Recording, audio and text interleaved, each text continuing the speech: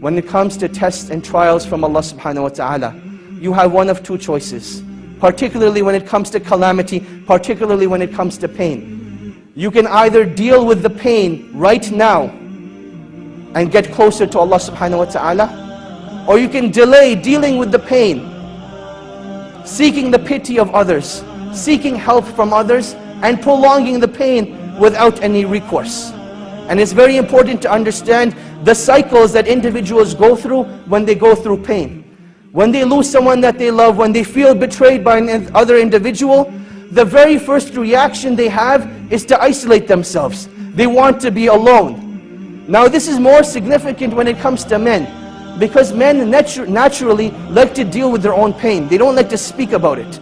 Women naturally like to speak about their pain and suffering, and that's why their first reaction is going on the phone, going to see their mothers, going to see their friends. However, when it comes to true pain, at one time or another, you will try to isolate yourself. And this is the first thing you need to recognize, that this is not what you want to do. This is not a natural reaction, but rather it is shaitan telling you that you will feel better when you're alone, because you're the only one that understands what you're going through. It is a deception from shaitan.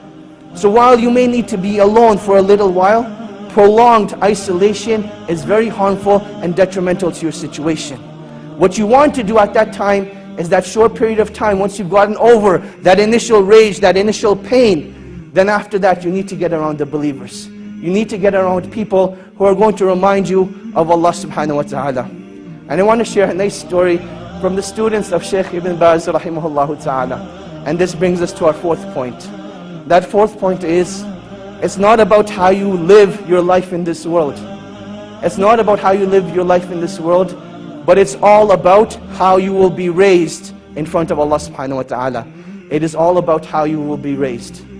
And this alludes us to the point that whatever you die upon is what you shall be raised upon. So let your last deed be your best one. And the story goes as follows.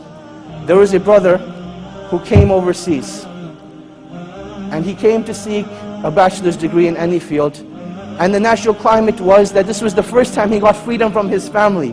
In his society, people are very religious, very practicing. He couldn't have the fun that he wanted to have.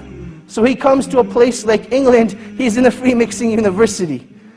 In a society where no girl looks at you. In fact, there are no girls in your class. Now all of a sudden they're sitting next to you. And you can actually find an excuse to talk to them. Hey, can I borrow a pen? Hey, can I borrow some paper? And conversation becomes very easy. And now that you have a foreign accent, oh my God, you're a fitna for them. And this was the reality that he went through. That he came from a foreign land, and this attraction hit him right away.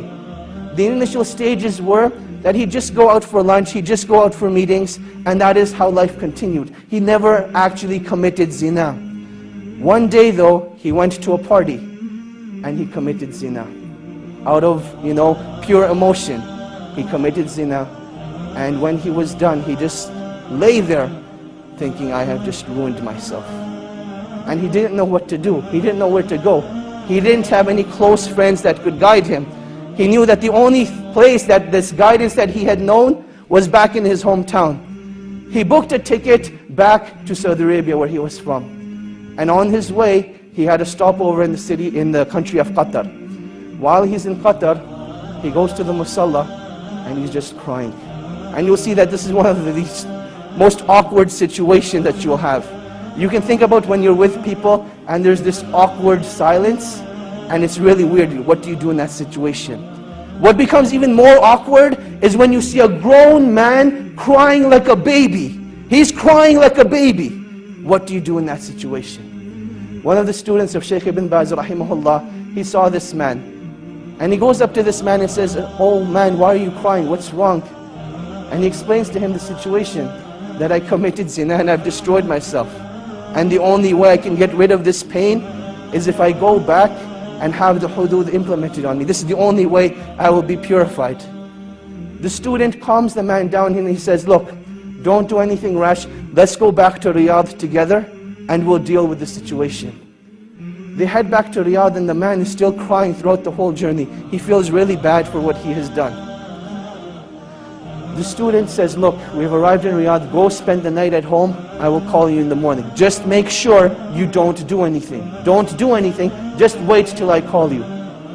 The next morning, the student calls Shaykh bin Baz, and he asks Shaykh bin Baz, rahimahullah, ya Shaykh, you know, this is what happened. I met this man, he committed zina, and he feels that the only way he can be purified is if he has the hudud implemented on him. Shaykh bin Baz says, tell this man not to turn himself in, but rather the sin has been hidden from the people, continue to hide it. Rather seek forgiveness from Allah subhanahu wa ta'ala and turn yourself to the Quran. Let Allah subhanahu wa ta'ala be your guide. So this is what the Shaykh says to the student. The student calls this man up. Let's give him a name now. His name was Ahmad. He tells Ahmad, look, the Shaykh says, don't turn yourself in. Death is the easy way out. This pain and suffering will not be taken away from that act. And Allah subhanahu wa ta'ala does not want this from you.